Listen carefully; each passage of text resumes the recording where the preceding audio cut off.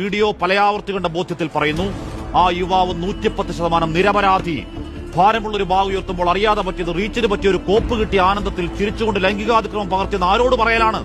ആദ്യമിട്ടൊരു video എറിച്ചില്ല, പിന്നെ ആ slow motion പല ആംഗിളിൽ എഡിറ്റ് ചെയ്ത് സാരോപദേശം തള്ളിക്കയറ്റിയ വീഡിയോ ഇന്നലെ അപ്പോൾ 27 ലക്ഷം പേര് കണ്ടെങ്കിൽ ഒരുത്തനെ പച്ചക്ക് വെട്ടിക്കീറി ഇറച്ചി കഷ്ണം വിൽപ്പനയ്ക്ക് വെച്ചതിന്റെ കൂലിയാണ്.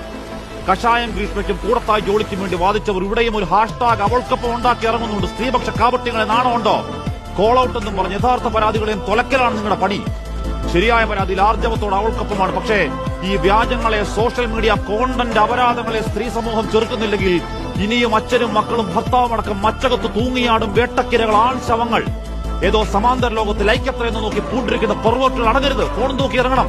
ഗോവിന്ദാപുരത്തെ അമ്മയുടെ കണ്ണുനീരും മകന്റെ വായ്ക്കരയും കൂടി പിടിച്ച് വീഡിയോ ഒരു മ്യൂസിക് ഇട്ട് തള്ളിക്കേറ്റ് അങ്ങോട്ട് കുത്തിക്കയറട്ടെ. ലൈക്കും ഷെയറും തീരട്ടെ നിന്റെയൊക്കെ മുടിഞ്ഞ ആർത്തി.